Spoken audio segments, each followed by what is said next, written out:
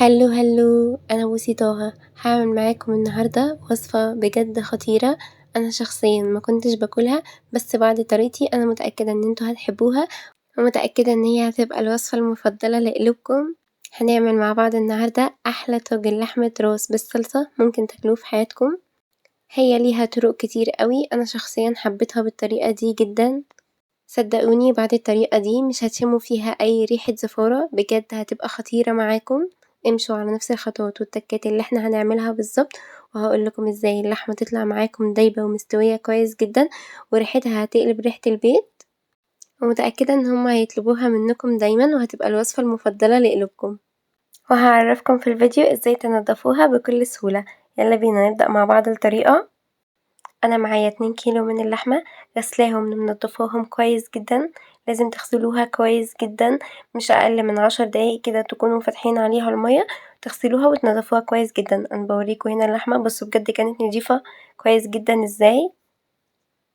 لحمة الراس بيكون فيها شوية كده سمين، مش بتبقى كلها لحمة حمرا، وبجد ده أحلى ما فيها، بجد بتبقى خطيرة. شايفين الحتت اللي بتبقى موجودة في اللحمة دي؟ هقولكم ازاي ننضفها دلوقتي وبطريقة سهلة. في حلة سخنة على النار فيها مية مغلية، ببدأ أنزل كده باللحمة بتاعتي بالشكل ده كده. لازم تكون المية مغلية وبنزل عليها باللحمة على طول، وهسيبها على النار ربع ساعة تاخد غلوة كده مع نفسها لحد ما توصل معاكم للشكل ده، وتلاقوا الريم بتاع اللحمة كده طلع بالمنظر ده كده. ببدأ ان انا اشيل الريم ده في طبق خارجي لحد ما انضف اللحمة كويس جدا بالشكل ده. بعد ما بشيل الريم بقى كويس جدا، دي خطوة مهمة جدا، ببدأ ان انا اطلع اللحمة بتاعتي كده واصفيها كويس جدا من الشوربة بتاعتها بالمنظر ده. المية دي احنا هنرميها، مش هنستخدمها في اي حاجة تانية. بطلع كل كمية اللحمة اللي معايا وبغسلها كويس جدا بالمية، وبحطها في مصفى لمدة 5 دقايق تصفي كل كمية المية اللي فيها. في الخطوة دي بقى بقطع كمية اللحمة اللي معايا، بقطعها مكعبات كده صغيرة. الخطوة دي اختياري، لو انتوا حابين تسيبوا اللحمة كده زي ما هي، انا بفضل ان انا اقطعها كده مكعبات صغيرة، بيبقى طعمها حلو قوي في الطاجن. في الخطوة دي بقى يفضل ان انتوا تشيلوا القشرة دي. انا ببدأ ان انا اشيلها كده بالسكينة، بتتشال معايا بجد بكل سهولة. لو انتوا مش حابين ان انتوا تشيلوها دي اختياري، بس انا بفضل ان انتوا بتشيلوها كده بالمنظر ده.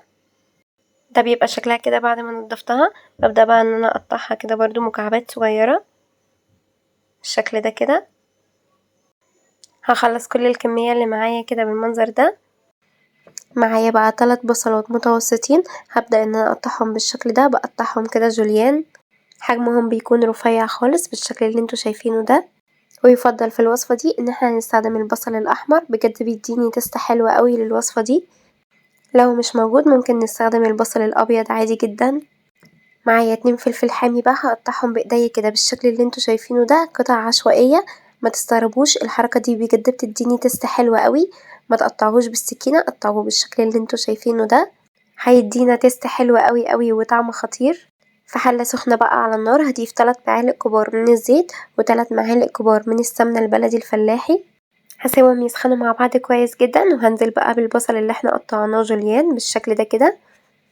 هسيبه لحد ما يدبل معايا بالشكل اللي انتوا شايفينه ده، وهنزل عليه ب3 فصوص كبار مهروسين من الثوم، بجد بيديني تست حلوة قوي.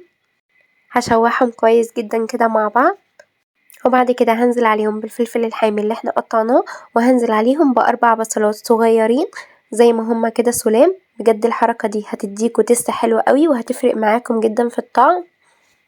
اهم حاجة ان البصل يكون صغير، حجمه يكون صغير، ويكون مش متقطع زي ما هو كده. امشوا بنفس الخطوات والتكات اللي احنا بنقولها دي، وبجد هيطلع معاكم احلى طاجن لحمة راس خطير. هشوحهم كويس جدا مع بعض لحد ما البصل بتاعي يدبل بالشكل اللي انتوا شايفينه ده، وهنزل عليه بمعلقة كبيرة من الفلفل الاسود ومعلقة كبيرة من ال7 بهارات، واقلبهم بقى واشوحهم كويس جدا مع بعض بالشكل ده كده لحد ما ريحة التوابل تطلع معايا وريحة البصل. والبصل لازم يتكرمل معاكم كويس جدا بالشكل ده، وانزل عليهم على طول بقى باللحمة بتاعتي بالشكل ده كده، وهشوحهم بقى كويس كده على النار لمدة 3 دقايق كده، يتشوحوا كده ويتمكسوا كده كلهم مع بعض، واللحمة تتشوح معايا كويس جدا مع البصل بالشكل ده. لحد ما اللحمة تتغلف معايا كده بالتوابل والبصل كده ولونها ياخد كده منهم بالشكل والطريقة دي.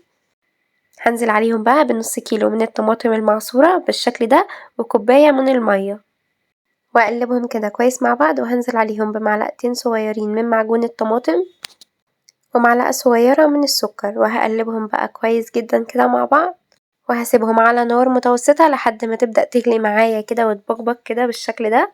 وبعد كده اهدي عليها النار خالص لمدة نص ساعة لحد ما تستوي معايا تماما. اول ما اللحمة تدخل على سوا بقى بالشكل ده هضيف معلقة كبيرة كده من الملح، وهقلبهم كده مع بعض كويس جدا كده. اللحمة بتاعتي مش ناقصها اي حاجة وبتكون استوت معايا بالفعل، فاضل لها ربع ساعة بس بدخلها فيهم الفرن. اي طاجن بقى عندكم بالشكل ده كده هرص اللحمة بتاعتي بقى بالطريقة دي لحد ما اخلص كل الكمية اللي معايا بالشكل اللي انتوا شايفينه ده، وهضيف كمان واحد فلفل حامي كده على الوش.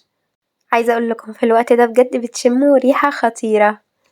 هدخله بقى الفرن لمدة ربع ساعة بالظبط يتشمع كده معايا في الفرن وياخد اللون الخطير اللي انتوا شايفينه ده، وبكده يكون جاهز معانا اسهل واسرع طاجن لحمة راس بالصلصة ممكن تعملوه في حياتكم، والطعم خطير سهل وسريع بجد ومش هياخد في ايديكم وقت خالص. لو انتوا مش بتحبوا لحمة الراس انا متأكدة ان بعد الطريقة دي هتحبوها ومش هتبطلوا تعملوها ابدا. بصوا اللحمة طالعة معاكم خطيرة ازاي ودايبة ومستوية كويس جدا. قدموه بقى مع عيش او مع طبق رز بشعرية كده زي ما انا قدمته. عايزة اقول لكم بجد طعمه بيبقى خطير لو كلتوه مع رز بشعرية او لو كلتوه مع العيش، بجد طعمها خطير. هي تتاكل لوحدها كده. بصوا اللحمة بتتقطع بكل سهولة ازاي ومستوية.